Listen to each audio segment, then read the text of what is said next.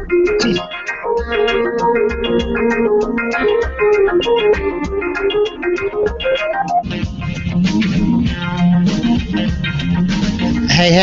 welcome back.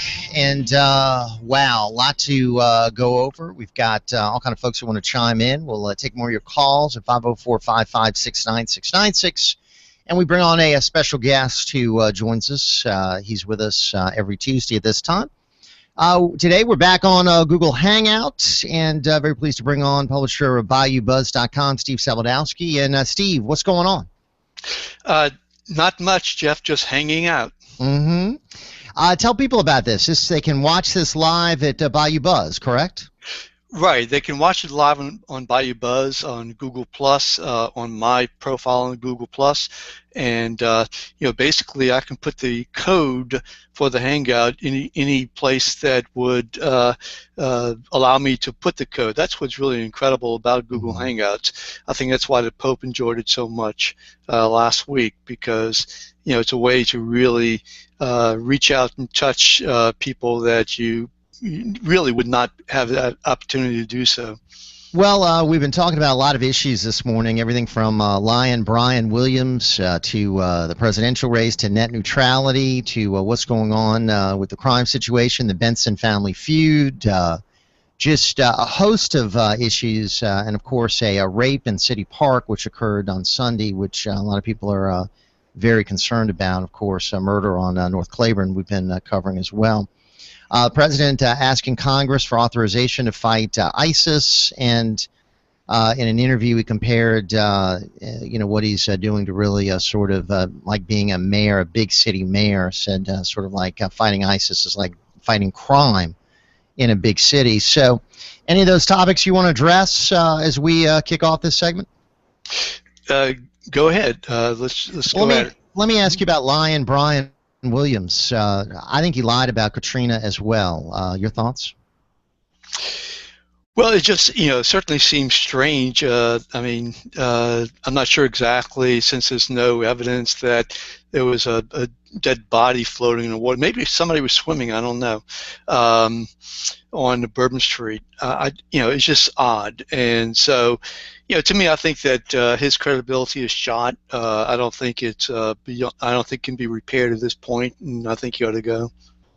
We're hearing this morning that the American woman held by ISIS, their parents have been notified of her death. Another sad story of an American killed by this group of savages.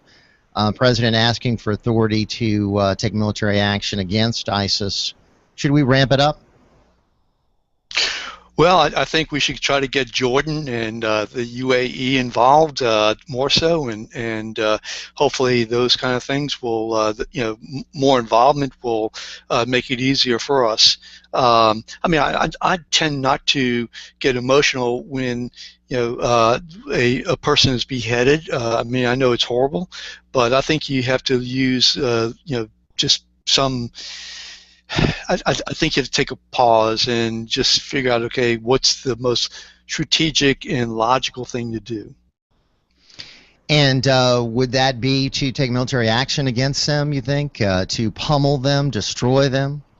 Well, it depends on what you mean by military action. I'm not sure exactly what he means by that. Does it mean to rev up your airplanes, your jets and all? And bomb. Sure, absolutely. I think that we learned from Vietnam, that you fight a war to win. Does it mean to put boots on the ground? Yeah. That's something that I think that, again, I think the other nations need to take the lead in that area. The burning alive of that Jordanian pilot was so gruesome. Do you think that could be the turning point here? It certainly seems to have activated Jordan and the UAE. Yeah. It's certainly. These people I think are stupid from the standpoint that, I don't know who they're trying to provoke. And they're doing a good job at it. So, it could be the turning point. It could be the turning point. I think the big turning point, of course, would be, say, United States troops on the ground. That would be the major turning point. And finally, and then we'll get some of these calls in, and then we can get to some more issues. Hillary Clinton, according to one Cheryl Atkinson, who is a, of course, reporter who left CBS, who's now suing the Justice Department as her computers were hacked into, trying to investigate certain issues that she's been turned away. She said that Brian Williams should be held, or Hillary Clinton should be held to the same standard as Brian Williams. And that if Brian Williams lied about what he experienced and loses his job, we should hold Hillary to account for lying about what happened in Bosnia, where she said she was greeted by gunfire, had to run for cover when she arrived there, and it turns out pictures later emerged of her being greeted by children with flowers. You know, I'm not that familiar with that, so yeah, I certainly think that puffing, you know, in terms of giving recollections of stories and things of that nature, I mean, certainly has to be greeted with tremendous scrutiny, whether you're a member of the media or whether or not you're a politician. So, yeah, I mean, I certainly think so. All right, let's weave in some of these calls. 504-556-9696 to join us.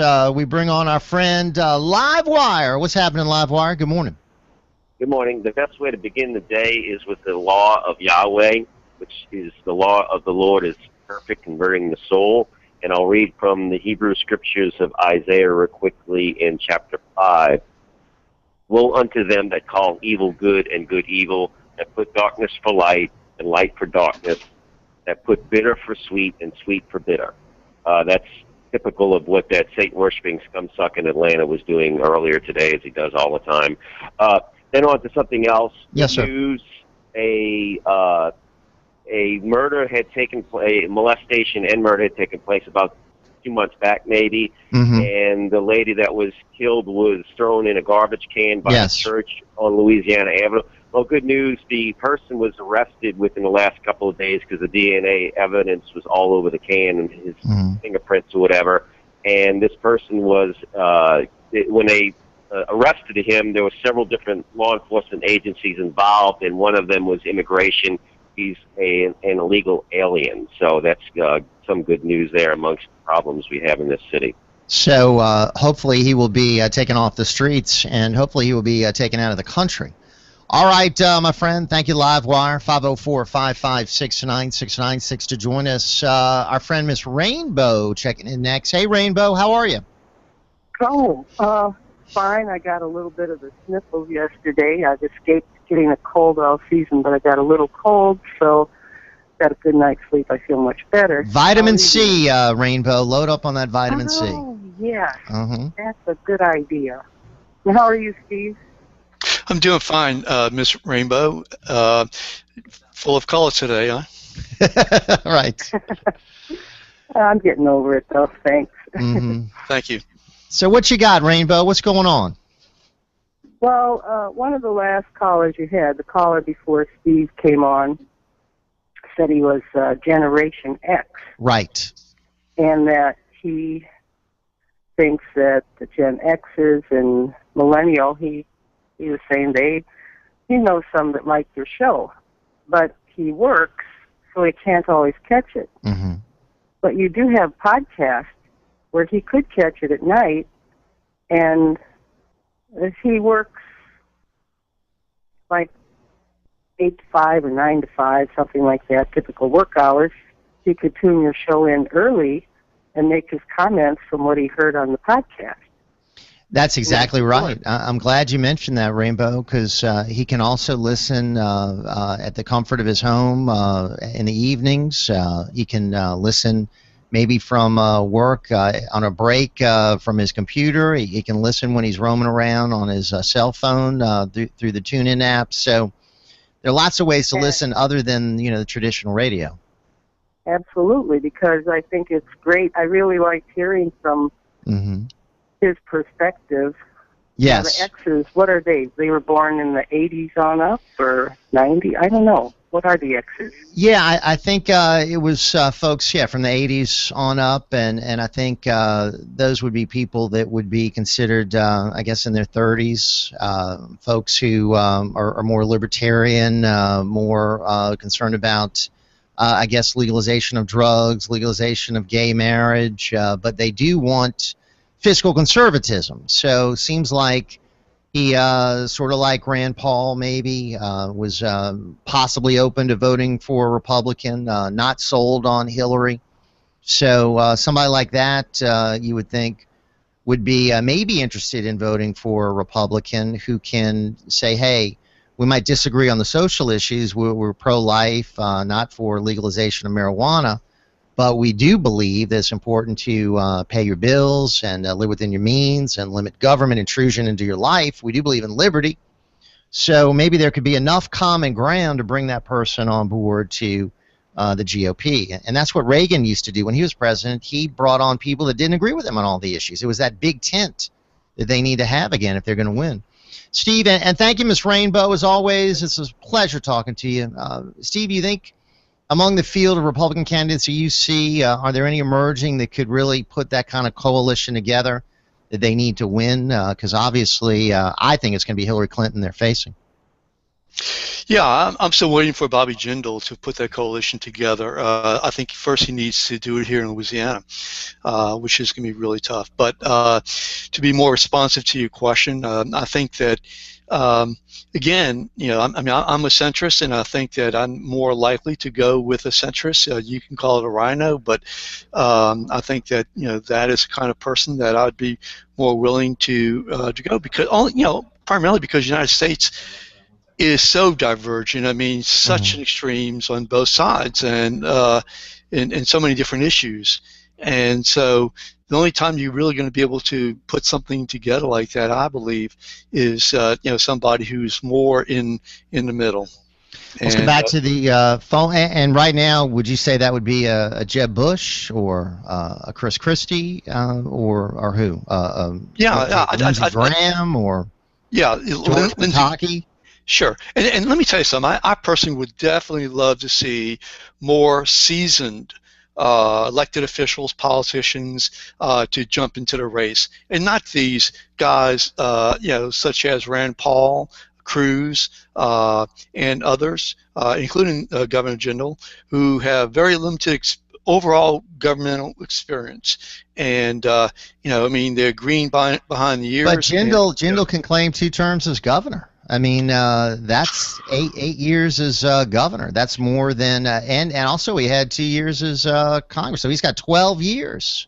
Yeah, if Bobby Jindal wants to put his stamp on his administration at this point in time, with everything falling apart, go ahead. I mean, all right. Really, I think the national media is beginning to pick up what kind of fraud he is.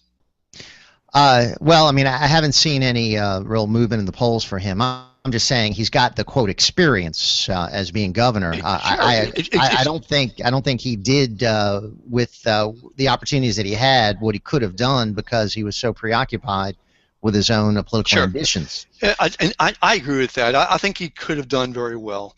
I think he's got the ability to do very well. Well, I mean, he's a brilliant guy. I mean, even his critics would have a hard time contesting the fact that he's certainly smart. Let's go to Dan from Metairie. How you doing, Mr. Dan? Good morning. Fine, thank you, Jeff. Yes, sir. Can you pull up Dr. Savage's last night broadcast? I know it's recorded. He had a Catholic priest on last night. It wasn't a guest; it was a call-in, and they were discussing the Pope's actions and things that he is going to do in the near future. Very, very interesting. The priest was extremely intelligent. I'm sure he's not just a parish priest, because he talked about his letters with Rome and so forth. What was the gist of his comments, Dan? I did not get a chance to hear it. What was he saying?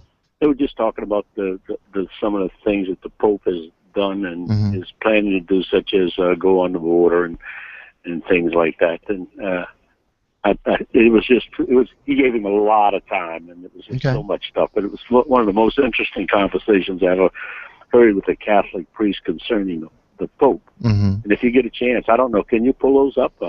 This happened between 10:30 and 11 o'clock. Okay, I will try to do that. I'll try to access that. And I know you'll have some comments on it. If you, That's all I wanted to tell you. Well, no, I appreciate it because, you know, we're certainly pleased to have Savage on with us in the evenings starting at 9, and he has great guests and always does a good job. All right, thank you, my friend. That's Dan and Metairie. Let's go to Reverend Brown, our favorite crusader for justice. Hey, Rev. Good morning to you guests. Good morning, sir. Good morning, Rev. I haven't heard from you in quite a while.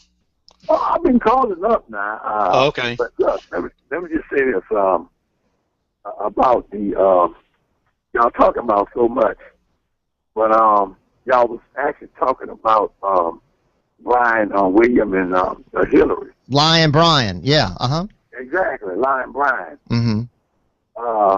But you know, I'm gonna say this here on Hillary, because Brian he gets out the way. I don't know what's going to happen to him. Right. But on Hillary, if Hillary lied, that's going to basically tarnish her image. She did lie.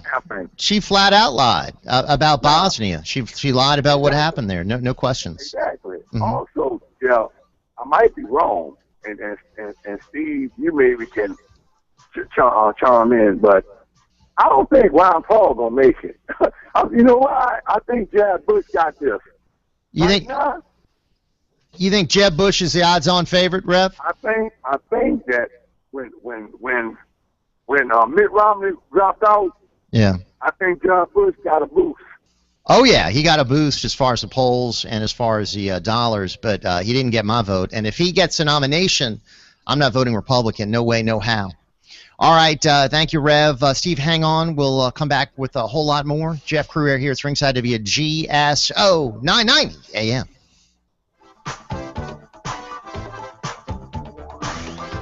WGSO 990 AM, New Orleans, Louisiana. 60 years of speaking easy, New Orleans style.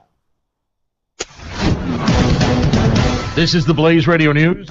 Hey, man, can you do one more segment? Yeah, and we're live right now, but read my email. Basically, there are 3 things I'd like to talk about, if we could, real quickly. One deals with your column from the other day. Another deals with my interview dealing on Obamacare. And so anyway, just if you could read the email. Okay? White House statement of how Mueller died. The president pointing a finger at the media, saying it overinflates the threat posed by terrorism. Here's the Blaze Radio's Tom Peace. Obama is asked whether he thinks the media sometimes overstates the level of alarm people should have about terrorism. You know, what's the famous saying about local newscasts, right? If it bleeds, it leads, right? You show crime stories and you show fires, because that's what folks watch. It's all about ratings. The president speaking in an interview with Vox. This is news on the Blaze Radio Network. Everyone is making the switch to the Blaze to make it their source for the truth. Why not make it your source for the truth? Make theblaze.com your homepage for news that the other outlets won't even touch. Subscribe to the Blaze TV at theblaze.com/TV or on Dish Network and get access to original programming like For the Record, the show that exposes what's really going on that the government doesn't want you to know. And Real News, the daily conversation on the topics of the day that matter most. Check out the Blaze Radio Network at theblaze.com/radio with original shows like Buck Sexton, The Morning Blaze with Doc Thompson, Pat and Stu, and Jay Severin. Or, if you need something to hold in your hands, subscribe to the Blaze magazine. So basically, anywhere you need to go, you can take the truth with you by taking the Blaze with you. This is the Blaze. Truth lives here. So just to recap, anywhere you need to go, you can take the truth with you by taking the Blaze with you. Find out all the ways at theblaze.com. Jeb Bush posting about 275,000 old emails on his new website. Emails from his time as the governor of Florida, meaning from 1999 to 2007. They've already been obtained and analyzed by major media outlets. Their release, though, seen as a way for Bush to appear transparent as he prepares for a possible presidential run. The site also releasing the first chapter of his ebook that he says is a first-person account of the kind of governor he was. Testimony starting tomorrow in the trial of the man accused of murdering American sniper Chris Kyle. The jury's been picked. 10 women and 2 men will hear the case. The people selected from a pool of 800. Security at the courthouse will be tight. Inside, visitors will have to walk through metal detectors and a perimeter set up around the courthouse where no one will be allowed to park during the trial. The former Marine who kills Chris Kyle and his friend at the shooting range Tuesday.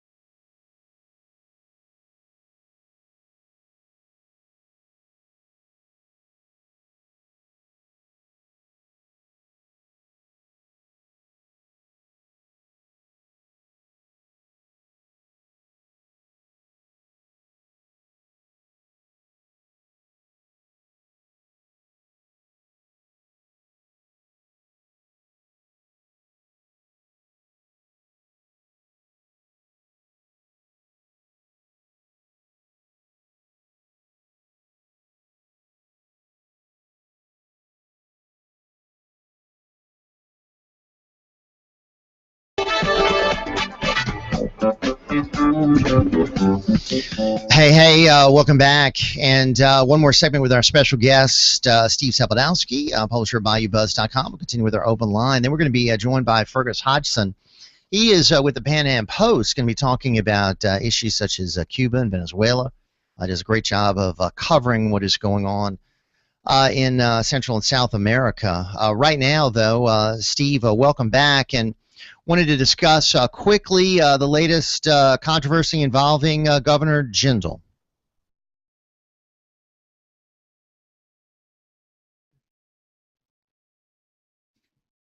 All right, we can't hear you, Steve. Your mic is off. Let's see if we can get that back on. Okay, I'm sorry. Can you hear me now? Yes, sir. Go ahead. Okay, thank you. I'm sorry.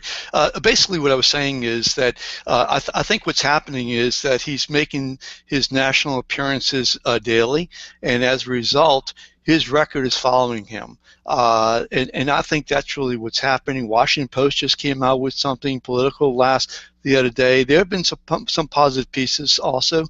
Political had one also today, but I think that he is definitely his record is beginning to follow him.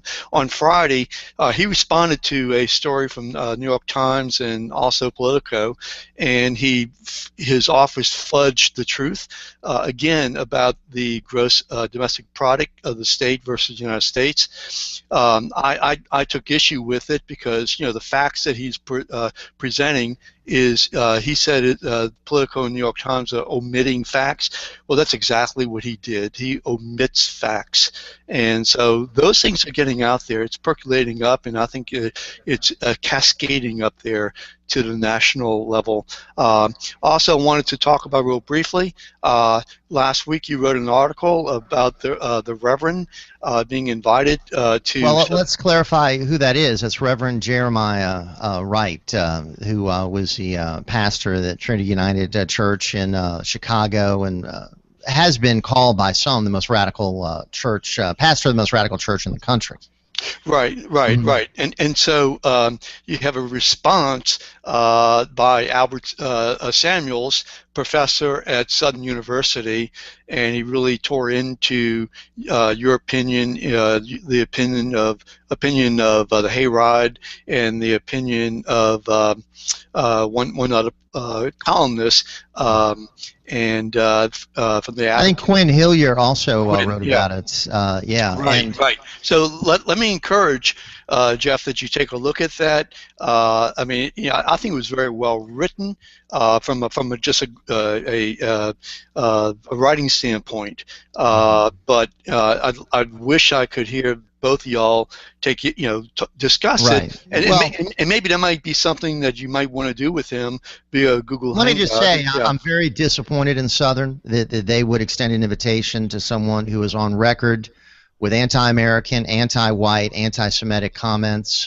with someone who has such a vile history as Jeremiah Wright. I don't think that's a great role model for the Southern students. There have been so many other people, if they want to invite someone to address their students, that they would have had to address a guy who was even shunned by President Obama. And Obama pushed him aside. Obama's not doing anything with him anymore. Obama's trying to stay as far away from him as possible. So why is Southern University now embracing the guy? I think it's tragic. I think it really is. Read the column, and you'll get his response. And well, I'm sure he's defending it because he's from Southern. But when was the last time they had a conservative speak to their students? When was the last time they brought on an African-American pastor with a pro-American point of view, who's not the same kind of mentality as Jeremiah Wright? When was the last time someone like Colonel West or Dr. Carson addressed the students there at Southern? Well, and I think you raise a good point, and I think that his response to that was that it's being paid by private sources, so they can invite whomever they want to invite, and those people do not necessarily, that you mentioned, do not necessarily agree with the opinions of those people who would be attending the school. Why not expose students to different points of view? I mean, you're only going to have people on that verify the biases of the people in the student body, or the people that are in the faculty. Yeah, well, I believe in free speech as much as possible, right? Until it's disrupted. And so, just like I agree, there's nothing wrong with having Jindal do whatever he wanted to at the campus. I certainly don't have any problems with Southern University doing what they want if it's privately paid for. If it's privately paid for, and even if it's not privately paid for, I believe in free speech. But it's still using a public facility, right? Yeah, but it's not religious. Okay, Reverend Jeremiah Wright's not religious. I don't think. I think it's going to be. I think it's going to be talking about. You don't know, though, in politics. You don't know. You don't know what he's going to be talking about. It's not branded, as I appreciate it. It's not branded.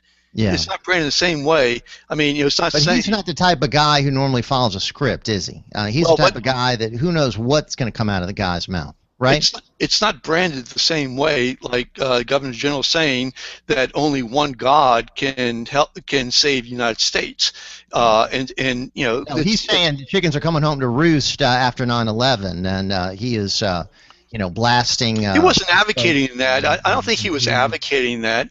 And lastly, if I might, he's saying we basically deserved 9/11. That's what he was saying. We deserved it. I don't know if he was saying that as. I think it was. Okay, well, I don't know if he was saying. I haven't seen his speech. I think he was. Well, it's all over YouTube. I mean, they've yeah, but I don't know if he was advocating that. But then again, I didn't see the speech, I think so. I really okay.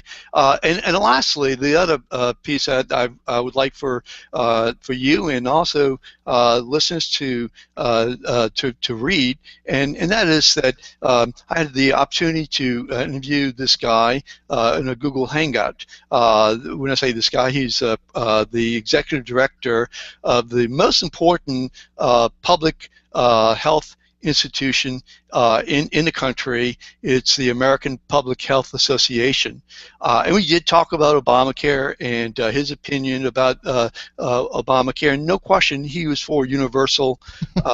And so those things, and he gave his reasons for it, and let me recommend. But the one thing that I did ask him, and we'll be putting this up today, is the issue that I've been bringing up ad nauseum since last year, and that is what happens if you have a repeal and you don't have anything else in place at the moment of the repeal. And again, well, you know Joshua Delano. He's someone who has been a contributor to us before. He just sent me a press release from a group of Republicans in Congress who have now presented the post-Obamacare plan. What would take the place of Obamacare? So, well, I'm sure he sent that to you as well. Check it out. He might have, but if it doesn't address, and here's my point, I think we need to have plans out there. I encourage the Republican Party, Democratic Party to come up with better plans to help deal with the issues that we're dealing with in healthcare. The point I'm making is, I will check out Joshua's, and the point I'm making is, you cannot repeal the law without having a law in place, because what happens is it will immediately terminate the insurance coverages that are in place. Okay. Well, they need to have something to replace it with. I would say that would be certainly a lot more workable than Obamacare. Yeah, my problem with Obamacare is it was passed illegally. I think it's never been something that's been accepted by the American people. The president promises things which he lied about, which didn't happen. I think so far it's double the cost, Steve. Now they're saying it's going to cost $2 trillion. I mean, it's just lies built upon lies built upon lies. So yeah, I agree. Let's have a replacement plan ready to go for when Obamacare is repealed. And I still believe and hope and pray that it will be repealed. But all right, so we'll look for that on Bayou Buzz. Let's squeeze in a few of these quick calls because we got Fergus Hodgson's going to be joining us at the Pan Am Post. Let's go to Adam in Pearl River. Welcome aboard, Adam. Hey, good morning, fellas. Listen, Jeff, I wanted to just see if we could examine Obama's insults regarding terrorism and our concern about it here in this country. I have this question. If Americans are overly concerned about the threat of Islamic terrorism, why do we have an entire federal Department of Homeland Security?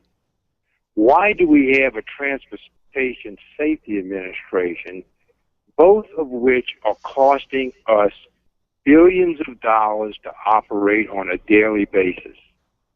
Now, one can say, well, it was Bush who implemented this Department of Homeland Security.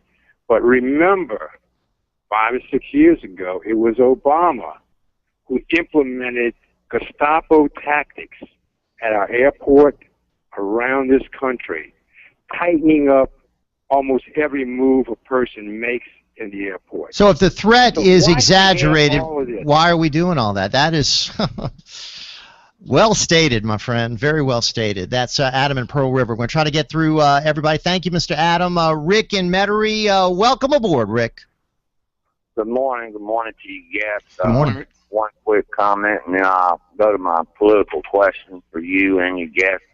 Is everybody condemning Brian Williams and Hillary Clinton for lying, but yet you got a president that has lied repeatedly to the American people and smiled while he was doing it. I mean, that's like smiling and looking at you while you're fondling your child, and America puts up with it. But getting to the election part, political part, the more I listen to Dr. Ben Carson with his logical answers to anything from ISIS to the border security and the problems with the health care, they make perfect and logical sense. I mean, the man is very intelligent. And I think we don't need no rhino. And, Scott Walker, I like what he's done as far as busting up unions and his idea of going to Congress and being president and doing away with the government unions where you can't fire somebody because they don't do their job like they're supposed to. I mean, and, I just think that we need to really, really think hard on who we're going to elect this coming election. And I think it would be somebody like Scott Walker, and I would go for Ben Carson as vice president, because to me, them two together would make a good administration, but we need somebody that's going to go in there and get rid of all these communist people that have infiltrated our Congress and our Washington and get back to the basics of what this country was founded on. And I don't believe, like Generation X said, that, these social issues are up to the government. I believe they should be like gay marriage and everything and legalization of marijuana. I think they should be left up to the people of that state. Well, whatever they vote, that's what it should be, period. That's what Justices Scalia and Thomas said in their dissent, but the Supreme Court felt otherwise and just allowed a federal district judge to implement gay marriage in Alabama, despite the protests of the state court judge and the Chief Justice, Roy Moore. So I think a decision is going to be coming from the Supreme Court, Rick, that looks like we're going to have gay marriage in all 50 states. That's what I see coming down the pike pretty soon. Steve, would you agree with that? Yeah, I would agree with it, sure. 504-556-9696. Thank you, Mr. Rick. I like Walker. I like Carson. I like both of those guys. Rob in Mandeville. How are you, my friend? Doing well. How are you guys doing? Good to hear from you, Rob. All right. Earlier, Stephen mentioned that in regards to our taking the war to ISIS, that we haven't learned our lessons from Vietnam. And I just wanted to point out that we lost 50 to 60,000 soldiers in Vietnam, killed 3 to 5 million Vietnamese, and it cost about $100 billion back then, which is about $700–800 billion in today's dollars. And it was all based on a lie. Google Gulf of Tonkin. Read up on the Pentagon Papers. And I think the lesson there is that the government will lie to the people, lie to and the Johnson administration lied to Congress about the threats to this nation and lead us into war. And I think that's one of the more important lessons to learn from Vietnam, is that we should try to look past the lies and try to get to the truth before we go and engage our forces around the world. Yeah, I mean, there's no question, Rob. I lived back then, and so I understand about the lies. But the point I'm making is that if we are committed, to fight a war, then I think we have to win the war, and that's all. I mean, Rob, what would you like to see us do? I wasn't in favor of the war. Yeah. Most people that I knew wasn't in favor of the war. Let me ask Rob what he would do is vis-a-vis ISIS today. Rob? Well, just I'll have to plead, some semblance of ignorance. I don't have any kind of military background. I don't know what strategies would be best, but I just think it would be best to at least question the narrative being put out in the public by the government. I mean, are what they telling us, is it facts or not? And then consider the source. And then, if that's what we need to do, then by all means, we have to go win the war, not handcuff our troops. And would you like to see a declaration of war passed by Congress, like we used to go to war, that we don't do anymore? I think that was the intent behind the Founding Fathers putting that in the Constitution. That way, it's the nation as a whole standing up and saying, yes, we're declaring war on this enemy. Right. We're going to wage the war and win. Without doing that, then they can hide behind, well, it's not really a declaration, or this president did it, but the Congress didn't. And the Democrats can run against George Bush and say he waged a war when they gave him the power to do it. So I think it kind of circumvents all of that, and it puts it out in the open and says, yes, this nation is at war, and this is what we're going to do to win. Well, not give them a strategy to win, but we're going to wage it to win. Right. Hey, Rob, always good to hear from you, sir. Thank you for your call. That's Rob in Mandeville. Let's scoot over to Metairie, and we bring on James in Metairie. All right, James, good morning, sir. Well, thank you, Jeff. I'd like to point out to the guy who said that we need to get back to what the country was founded upon. The country was founded upon slavery and slave labor, and only people who were white, male, and owned property could vote. No, thank you. I'll take current America, if you don't mind. Steve, hello, and always look forward to having you on Jeff's show. Jeff, how much time do I have? Do I have a couple of minutes? We got about 2 minutes, but it's all yours. Go ahead. Okay. Steve, some encouraging news for religious freedom in America, and especially for our Jewish citizens. When our failed governor had his political rally up in Baton Rouge, it was sponsored by a group called the American Family Association. Well, anyway, that group recently demoted a spokesperson for that group. Now, Jeff, you had Brian Fisher on your show one time. Yes, I did. Now, folks, he's lost his job, or he has lost his job, I think, officially as a spokesperson. Right. Okay. Spokesperson, but I think he still has a talk show on whatever network they have. Okay. This bigot said this concerning the First Amendment and religious freedom. The real object of the First Amendment was not to countenance, much less advance, Islam, Judaism, or infidelity, it says here. The purpose of the First Amendment was most decidedly not to approve, support, or accept any religion other than Christianity. That is pure anti-Semitism by a person who was the spokesperson for the American Family Association. Now, concerning anti-Semitism, Jeff, if I could, Steve Scalise today, Steve Scalise, who said he's David Duke without the baggage, he's meeting with Mark Morial and another civil rights leader to talk over the little problems that Steve Scalise has. Well, Jeff, Jeff, you keep saying, well, what's the relevance of Steve Scalise? Well, Jeff, I seem to recall, and I found a quote from the host of the Ringside Show concerning why David Duke is relevant in Louisiana politics. David Duke endorsed Mike Foster for governor. Did he not, Jeff, in 1995? Right. Mm-hmm. Okay. Duke, according to you, Jeff, quote, has a core base of support that is very loyal, and after he endorsed Foster in 95, Foster went on to win. Jeff, you said he could never win an election, meaning David Duke, but he can determine who does. And that's why Mike Foster paid for that list of Duke okay, supporters. And that was back in 1995. 95, correct? That was 20 years ago. Since that time, he has been in Europe. Since that time, he has gone to prison. Since that time, he has been less and less a factor in Louisiana politics. Yeah, he was a factor then. Foster paid big money for it. Harry Lee would have paid more money for it if it would have come with David Duke's endorsement. Duke ran 4 years later for Congress, could not win, came in third. He's thinking about running again. I don't think he can win if he runs again. He could be a factor. He could get some votes. I don't see him winning a position like Congress. I really don't. James, thank you for your call. Steve, thank you. We're running late. We got a roll of a column later on today for BayouBuzz.com. Fergus Hodgson, who is one of our great contributors, is going to be joining us next.